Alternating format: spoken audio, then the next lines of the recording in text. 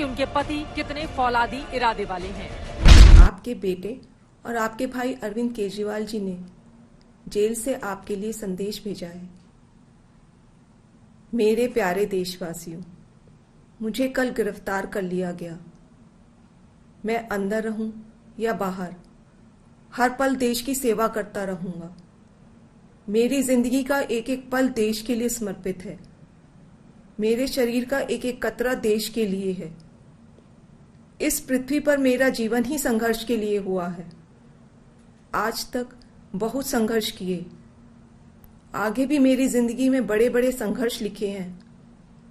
इसीलिए ये गिरफ्तारी मुझे अचंभित नहीं करती।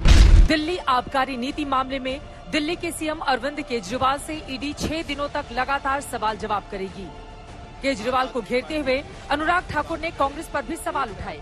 उन्होंने कहा कि 75 साल के हिंदुस्तान की राजनीति में इससे घटिया राजनीति नहीं देखी गई होगी। मैं तब भी कहता था, इसी मन से मैंने कहा था कि अभी तो मोनीश सिसोदिया गए हैं, किंग पिन बाहर है, और मैंने कहा था किंग पिन का नंबर भी आएगा, और कल किंग पिन का नंबर आया। लेकिन इससे बड़ा दुर्भाग्य देखिए, जो कल तक नैतिकता की बात करते थे, आज वो कहते हैं कि मैं जेल से सरकार चलाऊंगा। अरे चारा खाने वालों ने भी पहले इस्तीफा दे दिया था, शराब वालों ने अभी तक भी इस्तीफा देने से मुकर रहे हैं। केजरीवाल की गिरफ्तारी को लेकर आम आदमी पार्टी के कार्यकर्ता सड़कों पर उतर आए, जगह जगह प्रदर्शन किया। दिल्ली के शहीदी पार्क में आज आम आदमी पार्टी के कार्यकर्ताओं ने जोरदार हंगामा किया।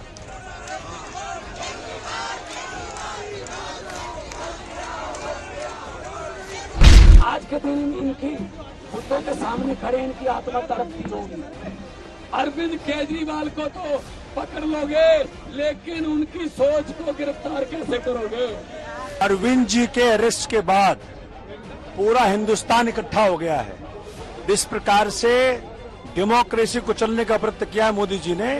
ये पूरा देश आज एक आवाज में कह रहा है कि शहीद भगत सिंह की भारत को बचाना है। जिस तरीके से लोकतंत्र को खत्म करने की कोशिश की जा रही है, हम कांग्रेस पार्टी पूरी तरीके से इसमें पूरी साथ खड़ी है, और जो भी लड़ाई होगी हम सब मिलकर लड़ेंगे। ईडी को अरविंद केजरीवाल की 6 दिन की रिमांड मिली है। जिस तरह से ये लगातार लोगों को ठगने का काम किए और अन्ना हजारे के आंदोलन से उपजे हुए ये व्यक्ति अन्ना के आंदोलन को भी बेचने का काम किया। और मुझे लगता है कि देश का सबसे झूठा पॉलिटिशियन अगर कोई है वो केजरीवाल है, जो लगातार झूठ बोल बोल के पूरे दिल्ली को ठगने का काम किया, दिल्ली प्रदेश को ठगने का काम किया, और वहां के आवाम को ठग के मुख्यमंत्री की कुर्सी पर पहुंच गया लगातार। ये सारा पर्दा इनका फांस हो गया है। वहीं आम आदमी पार्टी साफ कर चुकी है कि अरविंद केजरीवाल जेल से ही सरकार चलाएंगे, जिस पर बीजेपी लगातार हमलावर है। कोर्ट के फैसले से सम्मानपूर्वक असहमत हैं, विनम्रता पूर्वक असहमत हैं। आज के दिन में ईडी के पास कोई सबूत नहीं है। 2 साल की इन्वेस्टिगेशन के बाद भी उन्हें 1 रुपया भी प्रोसीड्स ऑफ क्राइम नहीं मिला है। मनीष सिसोदिया ने सी अरविंद नामक उस सेक्रेटरी को केजरीवाल के घर बुलाया, 30 पेज का डॉक्यूमेंट दिया।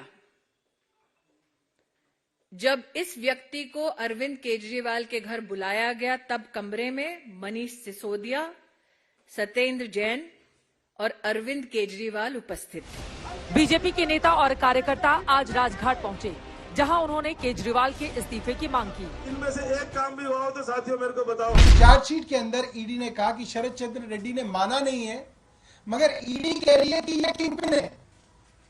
जो कल अरविंद केजरीवाल जी को किंगपिन बताया जा रहा था, वो 6 जनवरी 2023 में शरद चंद्र रेड्डी थे। उनको किंगपिन बताया गया और उनके खिलाफ चार्जशीट दायर कर दी गई और बताया गया ये सबसे बड़े बेनिफिशियरी हैं। जैसे कल अरविंद केजरीवाल जी को बताया कि ये किंगपिन भी है और बेनिफिशियरी भी है, ये शरद चंद्र रेड्डी थे 1 साल पहले। इस्तीफा तो बहुत दिन पहले दे देना चाहिए था। 2 साल से ये शराब का घोटाला पकड़ा जा चुका है। उनके 2 साथी ऑलरेडी जेल में हैं, 1 साल से भी ज्यादा समय से। यहाँ तो मुख्यमंत्री जेल में जा चुका है और कोर्ट के अंदर भी पहले ही दिन रिजेक्ट हो गई है उनकी अपील। आम आदमी पार्टी की मुश्किलें कम होने का नाम नहीं ले रही। एक तरफ दिग्गज नेता जेल में हैं, तो वहीं दूसरी तरफ सवाल ये खड़े हो रहे हैं कि अब आपका आगे क्या होगा, क्योंकि लोकसभा के चुनाव करीब हैं, 7 सीटों पर दिल्ली की दांव है, लेकिन दोनों ही तरफ से एक दूसरे पर आरोप प्रत्यारोप का दौर भी जारी है। दिल्ली से पंकज जैन के साथ आज तक ब्यूरो।